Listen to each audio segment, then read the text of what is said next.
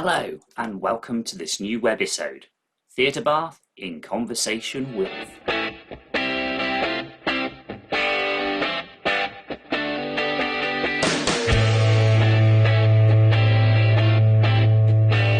Hello, my name's Luke and you're watching Theatre Bath in Conversation with, a new series of videos shining a spotlight on theatre, arts and culture. We'll take you behind the scenes and give you a chance to hear from those who are making things happen. Please like, comment on and share this video, and if you haven't already, please hit that subscribe button. First up, we're chatting with Danny Moar, Director of the Theatre Royal Bath. Like all theatres throughout the country, they've been closed since March, so we popped in to find out what's been going on behind the scenes and what their plans are going forwards. Welcome, Danny, and thank you for giving this opportunity to come in and speak to you. Please, can you give us a quick overview of the COVID experience of the Theatre Royal, from the closure and stopping of performances because of lockdown, and a little bit about what's been going on behind the scenes since? Well, it was a shock when we closed down, obviously. We had obviously a play running in the main house here at the Theatre Royal Bath, and a really successful West End transfer, Blind Spirit, with Jennifer Saunders. And I remember vividly, it was a board meeting on a Monday evening, and we got the message that the Prime Minister had said that theatres needed to close, and the whole industry closed down overnight. It was extraordinary. You recently announced your new Welcome Back season of 3 productions: Betrayal by Harold Pinter, Copenhagen by Michael Frayn, and Oleana by David Mamet. What inspired you to choose those 3 productions? Well, they're plays I love, I think, at the starting point. Betrayal we have produced before. In 2003, Peter Hall directed it, and it was the first West End transfer of that play. And it's a fabulous play because it has all of Pinter's normal kind of technical pyrotechnics, but also has a real heart. It's very, very moving as well. Copenhagen was one of the very early plays that showed you could put science on stage and make it dramatic and exciting, and it interweaves nuclear fission with the personal relationships between 2 really important scientists. And it's astonishing to think that Michael Frayn, who wrote Noises Off, which is probably the funniest play ever written, that kind of farce, also could write Copenhagen, but it shows what a genius he is. And then Oleana, I saw the first performance of it in this country with David Suchet and Leah Williams, it must be 30 years ago, if not more, at the Royal Court. And I've never been in an audience like it, when people were shouting at the actors, shouting at each other. Not the night that I was there, but apparently there were fist fights in the audience. It has the capacity to divide people like no other play I've ever seen. And it's basically, in a sentence, about an American academic that's accused of sexual harassment by a student, and did he or didn't he question. So it's incredibly relevant for now, and it's a play that I've been trying to get the rights to for ages, and I think that Mamet was sympathetic to what we were trying to do, which is get some theatre back on, and gave us the rights for this run in Bath, which is great. And are these shows being produced in-house by Theatre Royal Bath Productions? Yeah, there's very, very little production going on in the world out there. So, we're producing all of them ourselves. Normally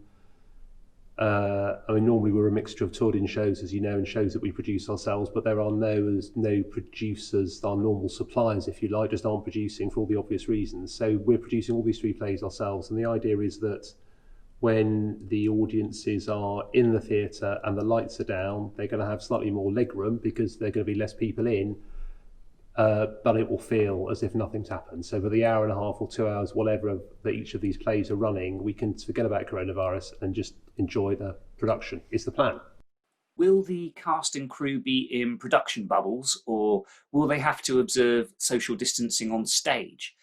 What are the challenges that surround this? There are absolutely challenges, both in terms of keeping audiences safe, and we're following all the very latest government guidance, of course, about that, and also in terms of the production process. So there will be, we call it fixed teams rather than bubbles, so there'll be an actor fixed team, so all the actors that are going into rehearsal for Betrayal, which is this coming Monday, have all been tested for coronavirus, are all in the clear, thank goodness, and they will only interact with each other. So there'll be an actor fixed team, there'll be a director stage management fixed team, there'll be a production staff fixed team, and the idea is that no fixed team comes within 2 meters of each other. So the actors in their own team don't have to socially distance, but everyone else has to socially distance from them. A lot of emphasis is currently being given to performers and COVID-19 precautions, but what are the challenges that are faced by your backstage staff in reopening? Well, I think working through that now, the get-in is the biggest challenge. I mean, if you see a normal theatre get-in, it's like a building site with electricians, stagehands, everyone on stage doing their thing. What we are deliberately doing for this season is having a composite set. So it's a set that will, not in every respect, but mostly serve all 3 plays. So we'll have one get-in rather than 3, one get-out rather than 3. So we're reducing time spent on stage in that way. It just will take longer. We won't be able to have lots of people on stage at the same time. So my working assumption is that the lighting crew will go and do their thing and then disappear. Stage will do their thing and disappear. So it will take longer, and we're budgeting for that in terms of time and money. Can you quickly talk us through what the audience members can expect when they arrive at the theatre for these productions with the new precautions in place? The first thing they'll notice is that whereas at the moment, which is great, everyone floods in the front entrance and then disperses to their various seating areas, there will be dedicated entrance for each level. So one for the stalls, one for the Royal Circle, one for the Dress Circle, one for the Grand Circle. And exits, similarly, we're going to make use of fire exits to get people out of the building at the end of the show, so we don't have a big crowd of people together going out at the end. They'll notice once they're in the auditorium that there will be lots of space around their seats. So we're going to lose about 450 seats to enable us to make everyone that is here social distance from people that aren't in their particular social bubble. I think, that aside, people will be invited to arrive at different times. So again, it's all about avoiding crowds. So people who are sitting in the middle of the row will be asked to arrive slightly earlier, so people will have to push past them to get to their seats.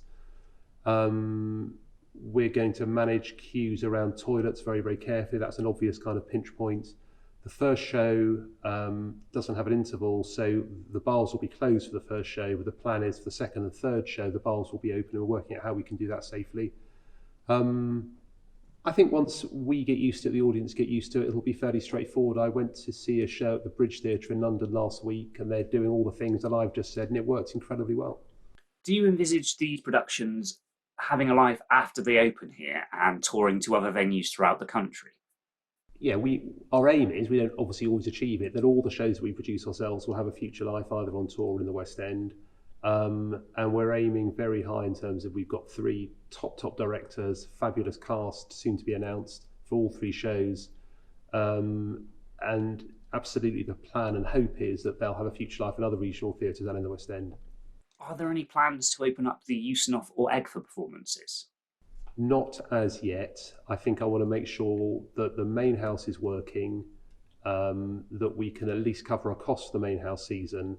And I would think in the early new year, if this part of the season has gone well, we can look at the Usinoff and the Egg. Christmas time is looming ever nearer, and the tradition of visiting the pantomime. Now, pantos are not only hugely important for theatres financially, but for many young people, it's their first experience of live theatre. Is there any news on whether your production of Cinderella will be able to go ahead this year? And if so, do you envisage there being any obstacles to overcome, particularly around audience participation and social distancing? We will have a Christmas show. I can't tell you yet what it is. It might be panto, might not be panto, it might be something else, but we will have a Christmas show, and it'll be a fabulous Christmas show. But I think we're probably a week to 2 weeks away from announcing what that is. And finally, if there was one message you could give to theatre audiences going forwards, what would it be? Come and see our Welcome Back season. and be reminded of why you fell in love with theatre in the first place. I mean, when I went to the Bridge Theatre the other day, hadn't been to see a show for 6 months, and I normally go 2 or 3 times a week. It was just wonderful. So come and experience it as if it's the first time. Thank you again, Danny, for giving us this opportunity to speak to you. Tickets for the Welcome Back season are now on sale, so head on over to the Theatre Royal Bath website for further details, www.theatreroyal.org.uk, and be sure to follow them on social media for regular updates. If you'd like to feature in a future episode of Theatre Bath in Conversation With, please do get in touch. We're interested in speaking to venues, theatre companies, individual artists, crew, directors, designers, in fact, anyone who's involved with arts and culture, either locally or throughout the country. We'd love to hear your experiences of COVID and what plans you have going forwards. Please remember to like, comment on and share this video, and whilst you're there, hit the subscribe button as well. Also, make sure you're following us on social media. We're on Instagram, Twitter and Facebook. Just search for Theatre Bath. Thank you all for watching, and check back soon for the next instalment of Theatre Bath in Conversation With. Until then, stay safe, and I'll see you very soon.